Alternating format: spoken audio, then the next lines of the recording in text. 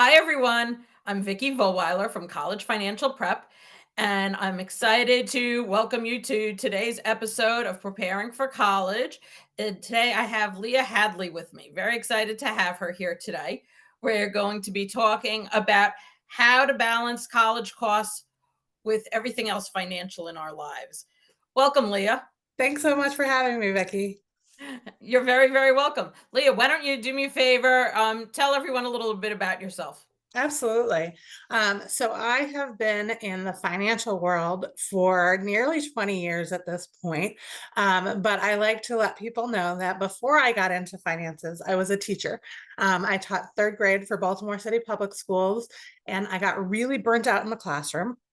And I was, well educated. I had a master's degree. I took this temp job in an investment bank. And I remember the day I walked into that investment bank feeling like everybody around me was speaking a foreign language. Like I had no idea what they were talking about. And that time has really informed a lot of my career. So now I do a lot of financial education. I'm the founder of Intentional Wealth Partners, which is a financial planning and portfolio management firm, and Intentional Divorce Solutions, which helps people navigate the financial challenges of divorce. And I live outside of Cleveland, Ohio, with my three kids and my three dogs. And I actually did go through my own divorce, but I'm remarried now. So I live with my husband as well, and co-parent with my ex-husband. Fabulous. Love hearing about these stories and how careers, you start out in one direction and then you make a 180-degree shift and I love the success stories. So um when clients come to you, we're talking about college. And what's the first thing that goes off in your mind? For me right now, I'm in the thick of it. My oldest is a senior in high school, so we're looking at college right now. So I very much identify with them at this point in my life. But it's a huge financial goal. And so the earlier we can have those conversations about what they want their contribution to look like, the better off we are. But oftentimes when I'm working with a young couple, maybe they have young children and we say, we talk about, is higher education something that's important to you? Is it something you want to be part of your financial plan? It's not necessarily a conversation they've had before. Oftentimes they're not on the same page. One of them might be like, well, I took out student loans, my kid can take out student loans. And the other one might be like, I took out student loans and I never want my kid to have to take out student loans. And so it's And let really me just jump in and say this for everybody that's thinking that, oh, my kid could take out the student loans. The students can only take out up to $5,500 in student loans per year from the federal government. So that's not going to get them that far. yeah, yeah. And a So lot of parents don't realize that. absolutely, yeah. So a big part of what we work with people on is helping them to determine where their priorities lie. So that way, when we are talking about making this transition to college and helping their child, be able to get set up for success, that they are not stunting their own financial growth at the same time. And so, really looking at what dynamics are at play, what the priorities are.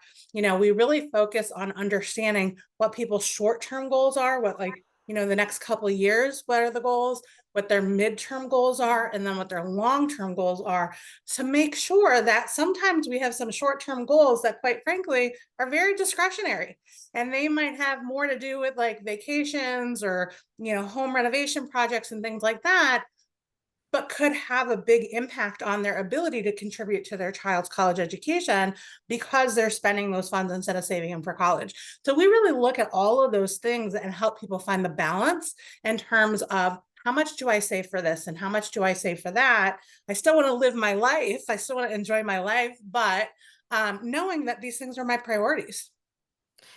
So let me say this just so all of the viewers understand. So Leah helps people save money for college. I help people save money on the cost of college. So you really can't have one without the other. Right. Um, you know, Leah, what you made me start to think about is that I've worked with clients and they'll say to me, "Well, aren't I better off taking the money, getting a new pool in the backyard, and then I'll have nothing in the bank, so therefore I'll get more financial aid." And it doesn't work that way with most schools. They'll just expect you to take out that much more in student loans. And I think the goal between you and me is that we want to help people, minimize those student loans and help save money for, other costs, future retirements and whatnot. Absolutely. And really, you know, looking at it from a holistic perspective. It's easy to think that you want to make some decisions just based on financial aid coming up, right? First of all, people don't tend to realize how far they're looking back when you're actually applying for financial aid, because you're not looking back at the most recent tax year. You're actually looking back at the tax year before that. But the thing about it is that pool moving you toward all of your financial goals, right? Whether it's getting more financially for college, but also saving for retirement and other things that might be important. And that's where we really help people to kind of look at these options that are available to them and say, all right, if I'm making these decisions to improve my options for financial aid, where else am I maybe causing some trouble for myself, right? Because the fact of the matter is, a lot of times people will say to me, well, I don't want to save for college because then we won't get financial aid. Well, not exactly how it works, right? But there are pieces to that we can use to help inform our conversation about the best strategies to use. Well, and let me say this. A lot of it actually depends on the schools that your student applies to and the school that they decide to go to, because a lot of the schools have very different financial aid policies from one another. You can't just assume that they're all the same, and they don't use Right. the same formulas even to determine what your cost will be. Right. So some schools, and not every school, but I'm just saying, like, some of the state schools, there we have 50 states in the country, but some of the state schools, it's just the price is what it is, and if you want to attend that school, you may be paying out of state costs and may need to take out student loans. How do we minimize those student loans? And I get it. A lot of kids want the big rah rah experience. I get it, but just have to take that all into account. Absolutely. It's so important. And really, when I was saying before too about parents being not on the same page around the level of support they want to provide to their children when they go to college, a lot of times people think about retirement differently, Vicki, too. A lot of times one person will say, well, I'm just going to work for the forever. And the other person is like, I want to retire when I'm 47. And so, we have to have these conversations about reality, right? The reality is there are some people who get to choose when they retire. Absolutely no question about it. But there are a whole lot of people that don't get to choose. They lose their job, they have health issues, they're taking care of a loved one. There's a lot of reasons why people leave the workforce. That isn't necessarily like, I've decided I've saved enough for retirement and I'm ready to retire right now, right? And so, really looking at those things, especially if you're working with a co-parent, or maybe you're married and you're working with your partner on figuring out what level of support you're going to provide to your kids, it has to be in balance, right? With these other things, these other needs that you have in your life. Because again, you can't necessarily always just work forever. Definitely. So, how do you help people? Tell us about the process. Yeah. So I always start with a conversation before I even look at the numbers about what are your goals, what are your priorities, and what are your concerns. Really helping me to understand, because I always tell people it's your plan, it's not my plan, right? And I want to make sure that it really reflects your values and what's most important to you. So we have that conversation. We go into quite a bit of detail around, a lot of things that people haven't necessarily taken time to think about. So, for example, we're going to talk about things like, will one of your parents potentially depend on you financially as they age, or are they in a position to take care of themselves, right? Do you have adult children that are going to be relying on you financially, and what does that look like? Do you have hobbies that you're excited about but might be very expensive in retirement, right? If you were to pass away, what do you want to have happen? What do you want to protect? Looking at all of these big questions. But of course, we have that conversation about higher education. What really matters to you? What is the most important thing to you? What do you want to be able to provide for your children? And getting all of that together and that information, then I look through finances and I see, okay, where are we in terms of assets, savings, investments? What liabilities are there? The credit card debt? Do parents still have student loan debt, which I run into quite a bit? Are there car loans, mortgage, what have you? What's the income like, right? Is there variable income? Is it steady income? What do our expenses look like? Are there places where we might be able to pull those expenses back so that way we have stronger cash flow to save for these things that we're saying are so important to us? So I'll give you a good example. I work with a lot of people coming out of big life transitions such as divorce. And I had a client who, while she was married, had a car lease that was nearly $1,000 a month.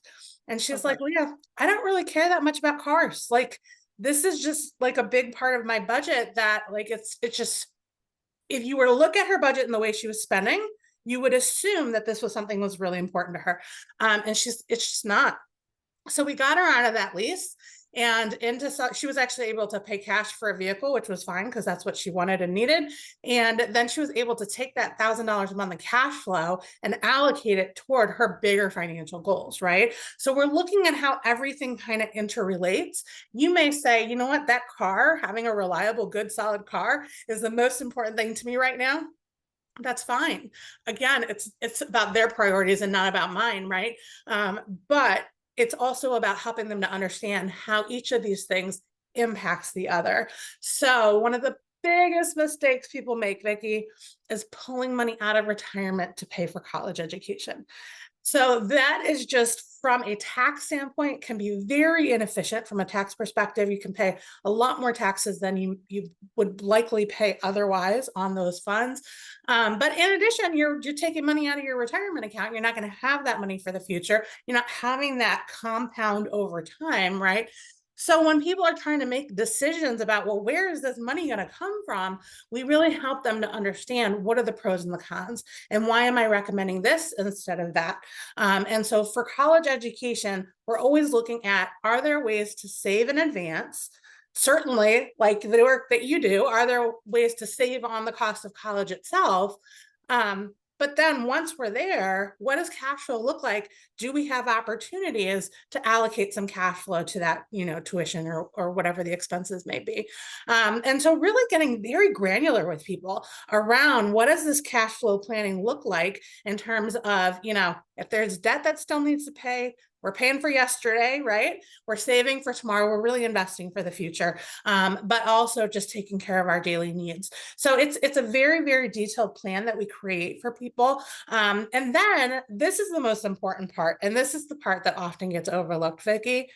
It's revisiting it every year. The fact of the matter is, life changes, things change. As your kids get older, they may have different interests that maybe are going to direct their higher education journey a little bit differently, right?